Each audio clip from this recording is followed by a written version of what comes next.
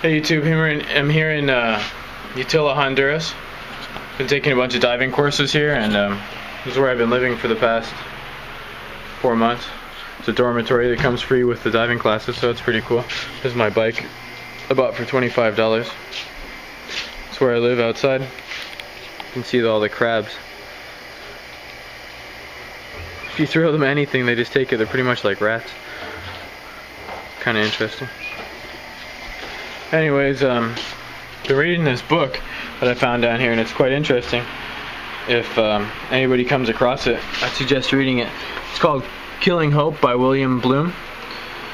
U.S. military and CIA intervention since World War II. And it says here on the back that William Bloom, author of the best-selling Rogue State, now gives us a powerful new account of America's actions in the world. From China in the 1940s to the invasion of Iraq in 2003, is the United States a force for democracy? Here is the most comprehensive answer to date. Okay, so basically he lists here all of the countries that the United States has had interventions in. From China to Italy to Greece, Guatemala, France, Ecuador, the Congo, Brazil, Peru, Dominican Republic, Cuba, Indonesia, Ghana, Uruguay, Chile, Greece, on and on. 56 different operations that the CIA has been involved in, major operations. And then at the end it has the American Empire, 1992 to the present. It talks about the 2003 invasion of Iraq. And I'm not saying that the United States hasn't done good things in the world, but it's an eye-opener to read this book and to read the dirty tricks that the CIA and the United States government has been involved in. And mainly, if you read it, you'll realize it all has to do with money. A country wants to gain independence, wants to nationalize some of its resources, and a lot of times even they're willing to pay the companies, but they don't want that. They want total control over the resources of countries.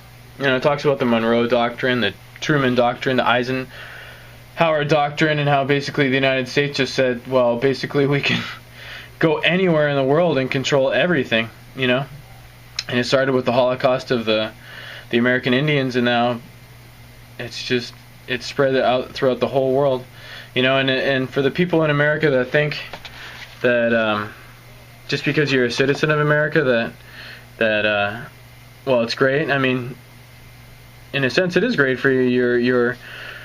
You're living well off of the misery of others.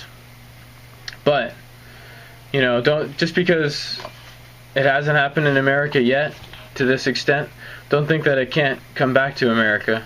Don't think that the tyranny that has been imposed on the third world can't, isn't materializing in the United States. As the economy goes further down, America is starting to resemble more and more a third world dictatorship or banana republic. So it's pretty likely that they might implement the same type of policies over there. So it's an interesting read, to realize what could happen in America, what America has done. It is reality. I'm not saying that everything in this book is true, but where there's smoke, there's fire, and it's good to know. Anyways, and it's quite an interesting read. It's an eye-opener, and it's quite sad. It shows the greed of the world, And I'm sure whoever was in charge would be doing the same thing. If it was Russia that was like the world supremacy, or China, it would probably be even worse. But it is quite sad what human nature is, how we're not willing to cooperate, how always, throughout human history, one tribe has sought to dominate the others. And right now it happens to be America that's in charge. And it's too bad that it couldn't have worked out in a different way. I guess it's just human nature, and it's pretty sad. It's if you don't, it could depress you, this book. So if you want to just remain in a fantasy world that the whole world is just great and America rah rah rah, don't read it. But if you want to see some of the reality of what's really going on, it's a good read. Thanks.